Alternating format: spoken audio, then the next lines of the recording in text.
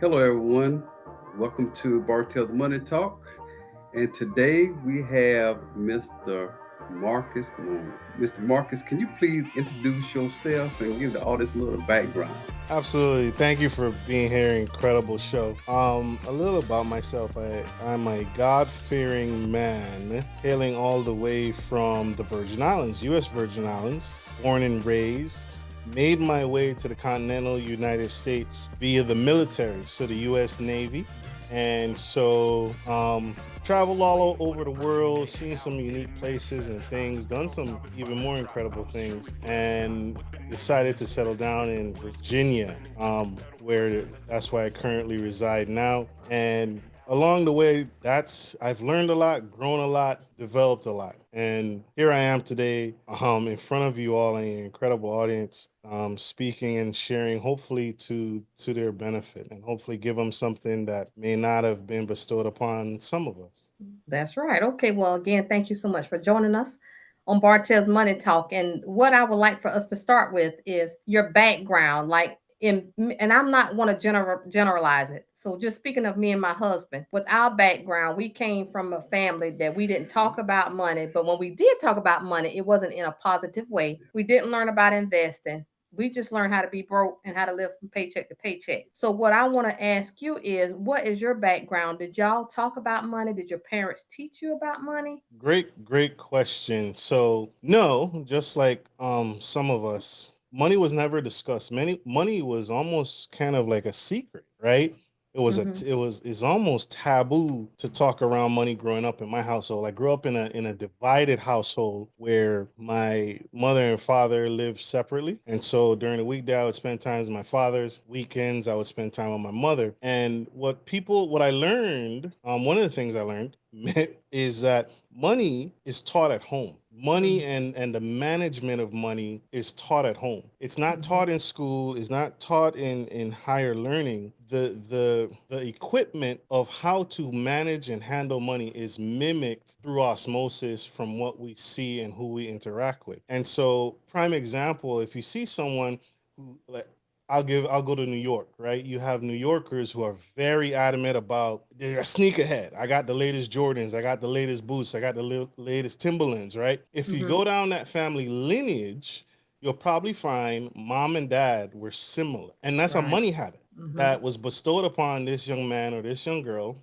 from osmosis. So Mm-hmm. what we need to flip the script on, I've come across too many parents who feel that money is supposed to be taught in school and it's not. It's learned at home. Those habits are learned at home. So we never talked about money. And I got a quick synopsis rundown of money when I was shipped off to the military. Hey, make sure you save a little bit and make sure you pay your bills on time. Good luck.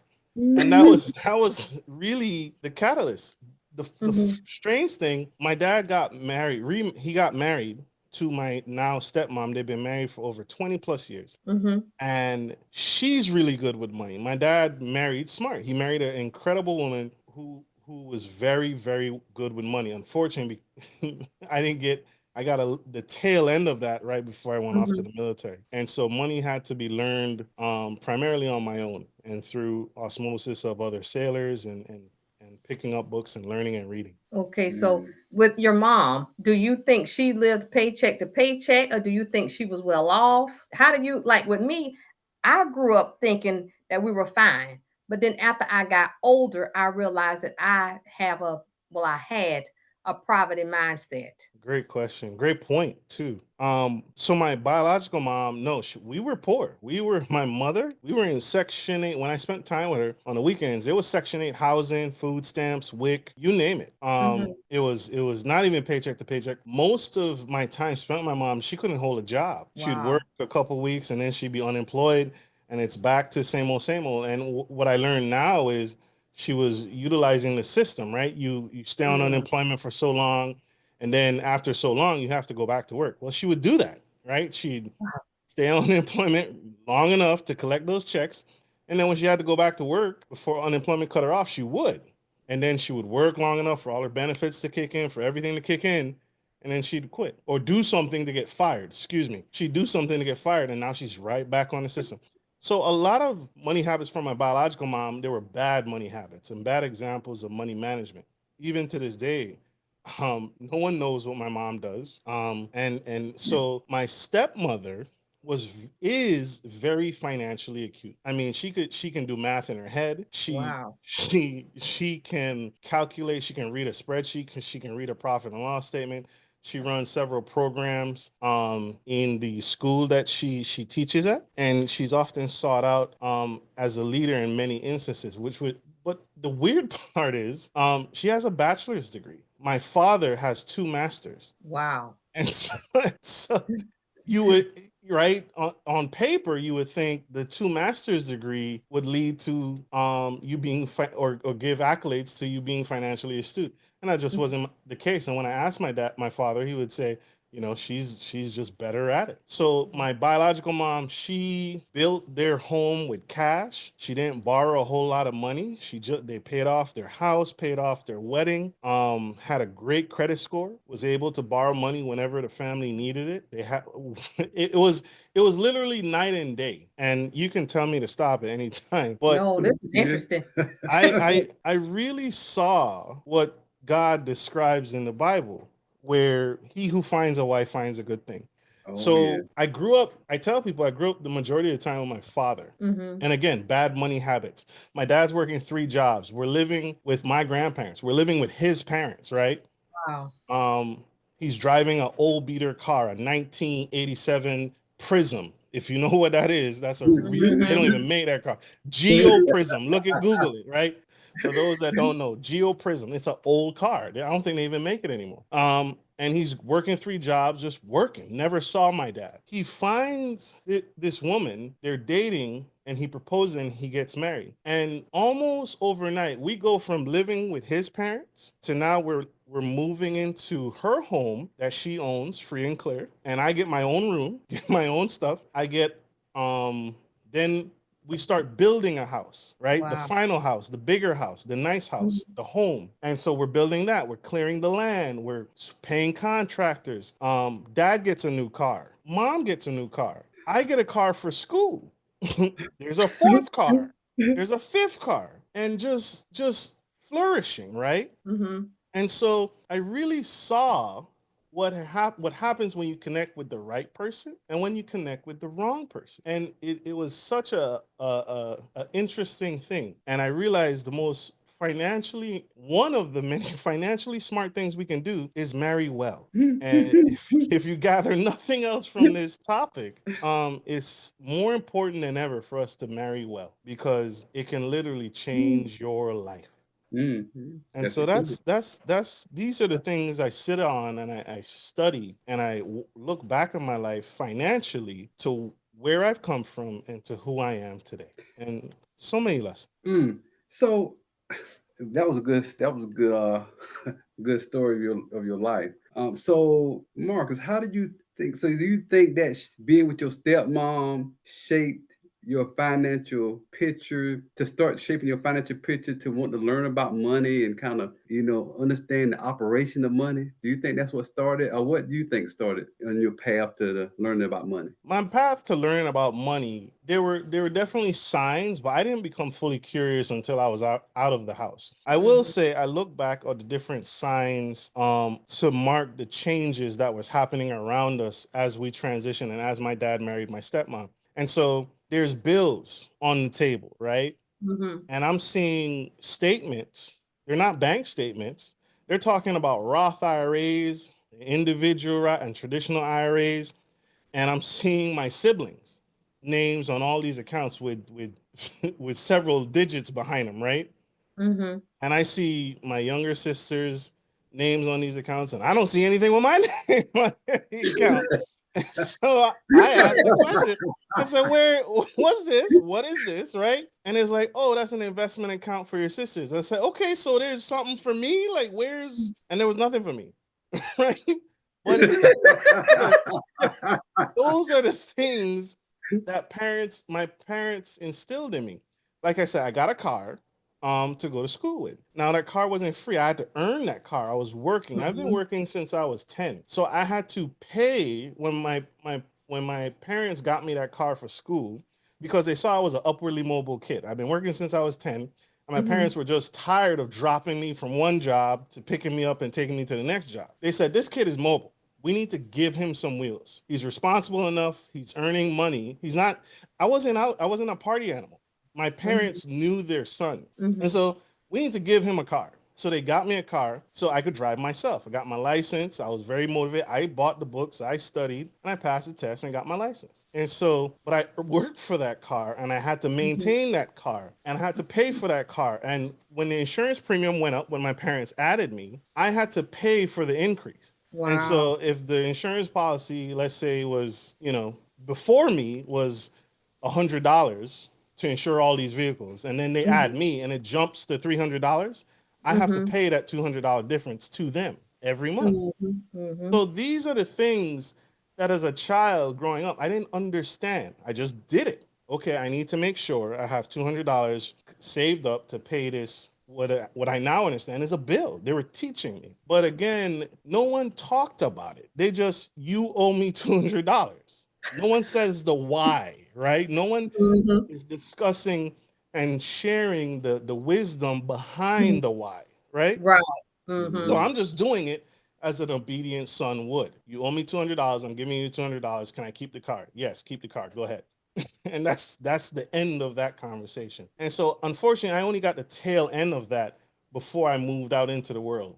And so it was those things I noticed and I look back on as the initial money conversations that Mhm. parents Mhm. don't explore. And what I've learned is as a parent, you need to almost force opportunities. You need to force those opportunities on your children so you can have that dialogue. We're not doing that. We're skipping the dialogue and saying, "Oh, anything you need, just ask me, and I'll give you the Mhm. money." And that's it. That's the end of that conversation.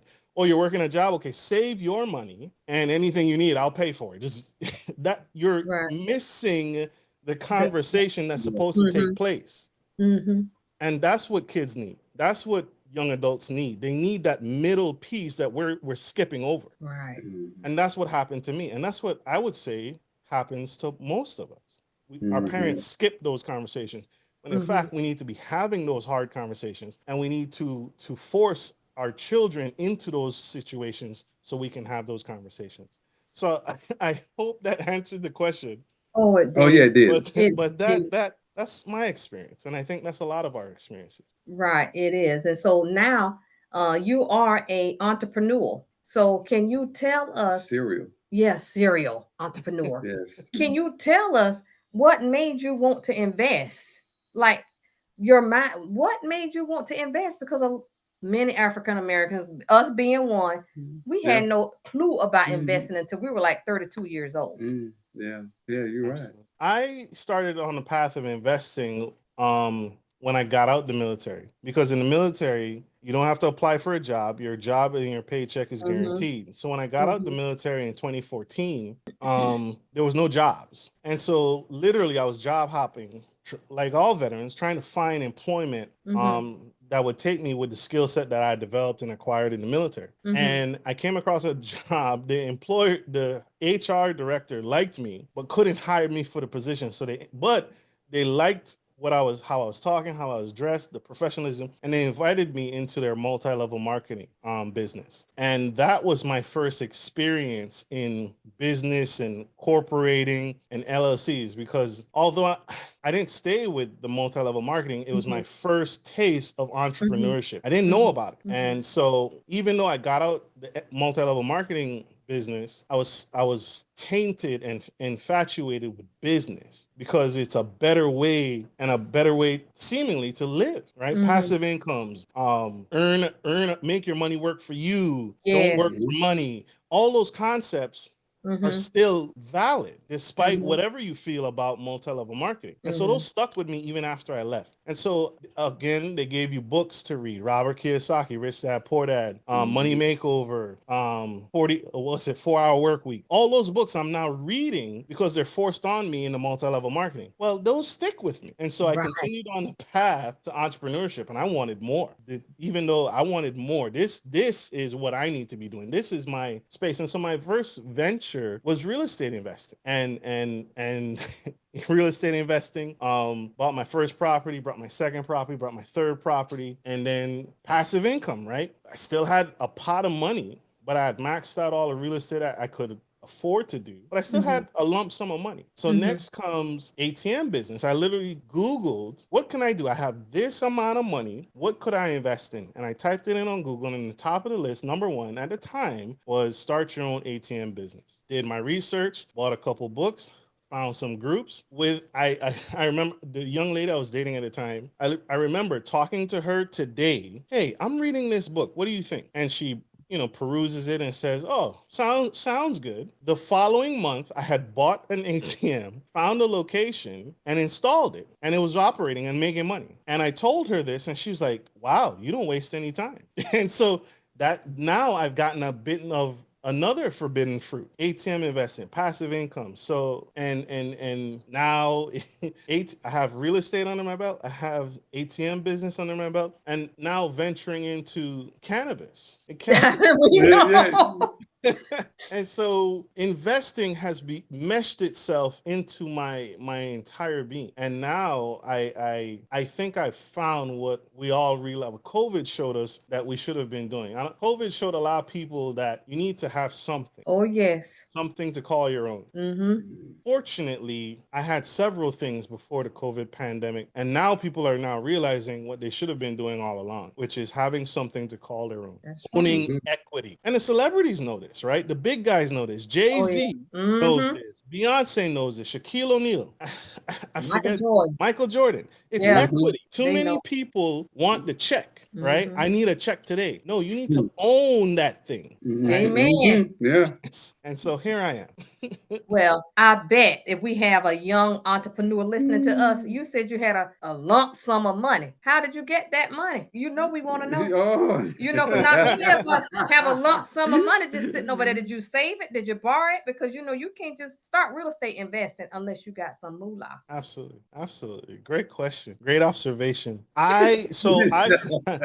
I followed in my father's footsteps, right? Watching him work 3, 4 jobs to put bread on the table, put food on the table, drive this beat up car. So that was ingrained in me. You gotta work hard. Mm-hmm. And so I earned the money to buy my first real estate deal from driving DoorDash, Ubering, lifting, working my primary job, and I was a security guard on Thursdays and Tuesdays. Wow. So I worked 5 jobs to come up with the money to buy my first real estate property and earn that passive income stream. And now I've added an additional income stream. Well, I want more. I want another bite of the apple. So any time I've invested, I've always used my own, for the majority of the time, I've always used my own cash. And I know that sounds contradictory with you being Dave Ramsey aficionados. So, right, it's right. With the exception of a mortgage, every Mhm. business I've invested in has been cash. Well, So that is good. That's good. Yes. But you know, a lot of people, when you want to get into real estate investing, you have to go to the bank and get the money.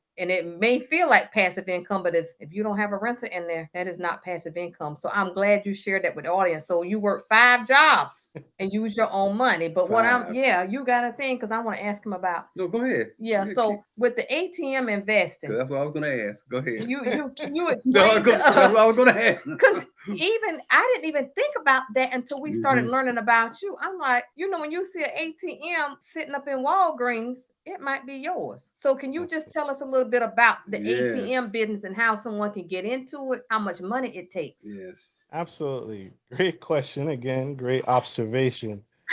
The ATM business. So to get started for me, after I did my research, be careful, right? Because there's people out there that will try and sell you a used ATM. That's dangerous. So I did my research and learned I want to buy these ATMs new. You have to find a processor who's going to process the funds. So if you look at an ATM, the ATM is a physical, tangible machine, but Mm-hmm. you need a processor to transmit those dollars and cents between and talk to person who's swiping their card's bank account and talk to your bank account. In the middle of that is a processor. So you have to find a processor who has the software to connect to an ATM before you actually buy it. Because these things, when you buy them, it's not go on Amazon and it's shipped and delivered and ready to go. So I also had to learn how to program an ATM, which is not Whoa. simple. Because Whoa. again, they don't come ready to go. So you have to program the ATM, connect it to the internet, and tell it what its denomination is going to dispense, how it's going to dispense it. Is the camera going to be on? You have to set it up. You have to tell it what it's going to do. And so I did, and so you need a processor.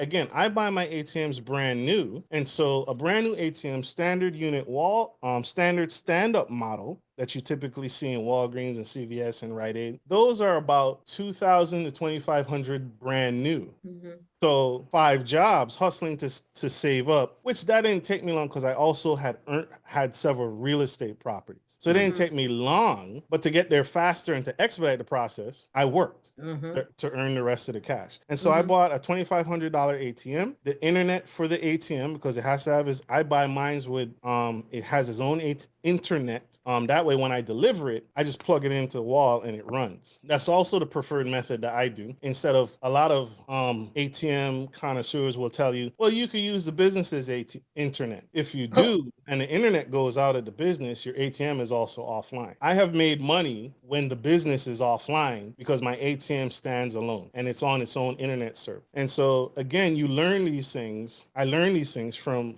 reading and doing it.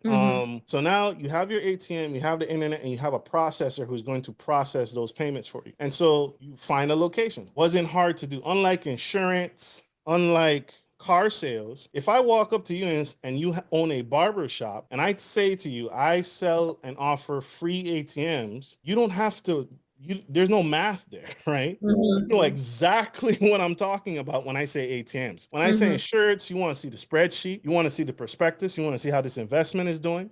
There's homework that needs to be done. If I say to you ATM, the consumer, your B2B consumer already knows what you're selling. And there's very minimal explanation. I say ATM to the barbershop owner, he says, put it right there in that corner. It's the easiest transaction I have ever done. And it pays me continuously from one sale. I sell it once, it pays me for the rest of my life. I don't have to keep selling you insurance policy. I don't have to keep selling you that. And so that's anything in there that you need me to explain, but that's the soup of it. Well, hold up, back up. I want to go back to the one where you said I sell it once and you pay the rest. So, Marcus, this is good. I'm sorry. So, yeah, this is good. I had to stop. Let's go back to I sell it once and it pays me the rest of my life. So when you say you sell it once, does that mean when you set up in that particular location where you got it housed, or when somebody comes stick their card in it and based on what they pull out, you get a percentage? How does that work? Great question. So yes, I sell it once, meaning I walk up to that business owner or storefront and I say, I have an ATM. I can place it in your establishment for free and I'll split the profits with you. That's a really simple contract, right? Most people would say yes to that. Most businesses I've approached have always said yes to that. So again, I buy my ATMs brand new and then I deliver it. I install it. I plant it in the location of the store or the business. And so I make money from the fees of that ATM. But there's also something unique that most people don't know. And this is something unique to banking that I learned is, have you ever walked up, if you've ever noticed when you walk up to your bank's ATM, the wall-mounted ones, there's some stickers around the ATMs. They'll say Visa, MasterCard, Star, PayLink, NPay. Those are all processors. And when you stick your card into the ATM, that transaction that's happens in seconds through one of those processors. Those processors give kickbacks to the bank for using their service. So if you have the volume and those processors are all paying you because I'm the bank. And so what did I say? I said $2,500 for the machine and then you prime the pump, right? So you put, it's my cash in these machines. Now getting started, I only had $500. So after spending $2,500, I just spent $2,500 to get it, program it, set it up, build it, and then all I have was $500 left. So every day I'm withdrawing from the bank to refill the machine. But you only have to prime the pump once. Then I would get some more money, a paycheck, a bonus here and there. And now I'm putting another $500. So now there's $1,000 in circulation of this ATM. I get another paycheck. I get another rent check, prime the pump, put another $1,500. And over time, it gets easier. But you can imagine with $500 in a gas station, that ATM needs to be filled. Ooh, yeah. I'm there, right? I'm there every day. I was taking money out of savings. I was selling stuff to keep that ATM because it's coming, right? Those deposits, they're not hitting in 2 weeks. They're hitting tomorrow. So I'm getting paid tomorrow off of today's work, and I was sleeping. So you prime the pump once, you sell it once, you prime the pump once, you're done. You get paid over and over again. So did that answer your question? It did, but you know, I got another burning one. Now, Norman, I'm trying, look, Mr. Norman, I'm trying not to keep you too long, but okay. But how long it'll take you to get that $500 back? Not long at all.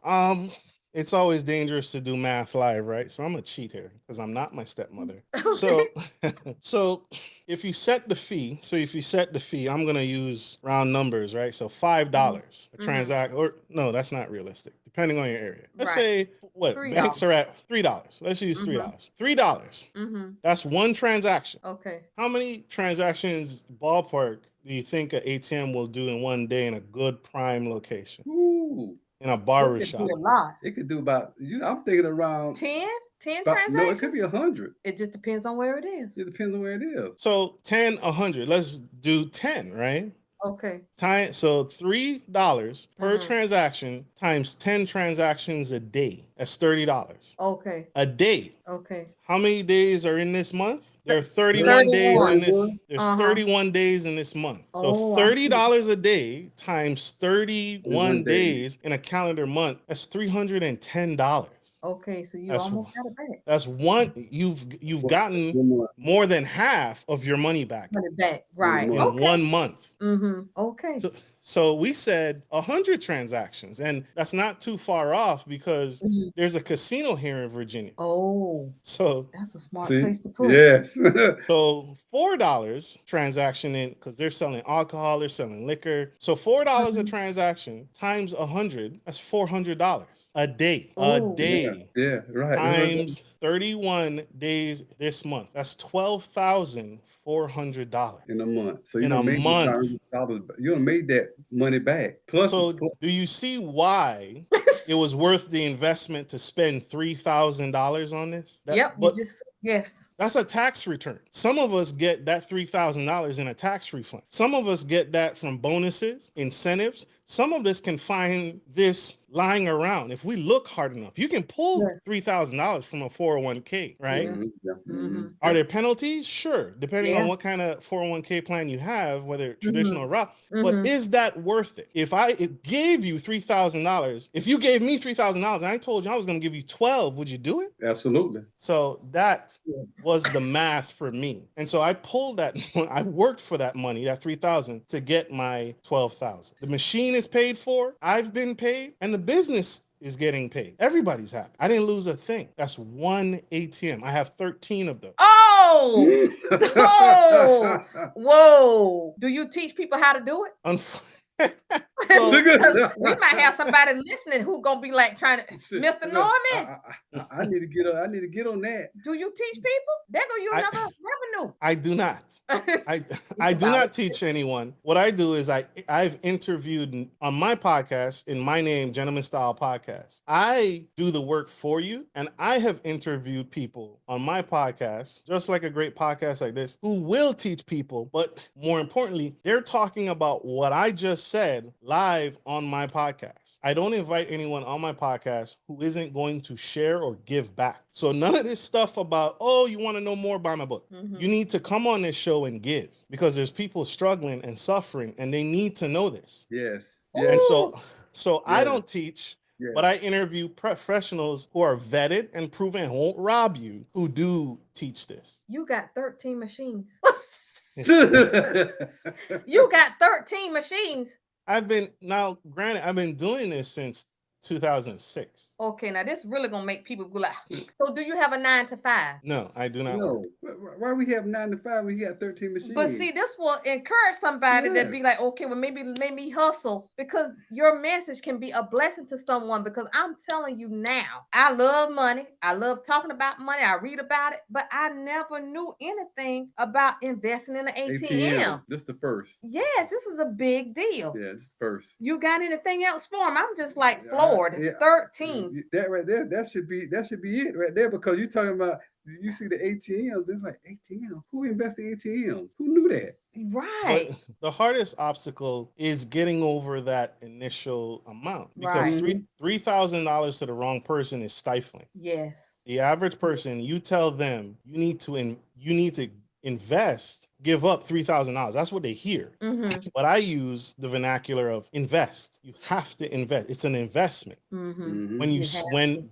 When they make that switch, this is an investment in me, and they'll give up the $3,000. They'll invest the $3,000 and put it to work. Right. But getting people to just give up $3,000 is hard. Oh, yeah, I'm sure. It is. So I'm like, well, are you willing to share your technique on how you locate a brand new ATM? Door to door. It's too easy, right? It's the barber shops. It's the hair salons. It's the Rite Aids, the CVS's. It's the apartment complexes. It's the retirement homes. It's the carnivals, right? It's the festivals. If you live in an area that you know has a big festival twice a year. I did an agriculture fair. There was an agriculture fair because farming is big in Virginia and Hampton Roads area. I did an agriculture fair. I made $2,000 in one day. The massive volume, because think again, my ATMs run on their own Wi-Fi. Forgive me. The farmer provided me the power supply. So he ran a power line with a plug outlet to my ATM for me. And my ATM is on his own internet. I'm in the middle of a farm field and I have internet. So I pitch my ATM, I prop it up, I put it on a little plank, I put a tent over it. I probably put $25,000 in that ATM and it was empty in 4 hours. You joking? It's an agriculture fair. And it's they a was festival. Thousands of people flock to the farmer does this only twice a year. After winter and going into winter. That's it. They only do this twice a year. Everyone in the community comes to this location, and it was a referral. A friend of a friend, the brother I worked with in the veteran administration, he's like, "Hey, my brother is having an event at his farm. You do ATMs, right? Can you set one up for him? Because he's been looking for one for years." It was the most money I had ever made in one day. Tell me God ain't good. Woo! He showed up and showed out for you. Woo. And how many days the festival lasts? It was a one-day festival. It's a one day. Okay, Oh, one day. my It was a one-day festival. And you made $2,000 in one day. They do it on a Saturday. You set up, everyone comes out. That's also a juicy, right? If you have a long festival, right? People will probably be worn out by Sunday. But one day, everybody's coming. Yeah, come in, get their goods, get their little bracelets, get their smell goods. You got everybody there, and all the vendors can't accept. Their Square doesn't work. Their cell phone service doesn't work. They can't Cash App. They can't Zelle. The only method of cash is my ATM, and I have internet. Woo! So it was too perfect. It was too perfect a location. I couldn't have asked for better. Gotta do it for you. I'm telling you, you are blessing others, so he blessing you. Right.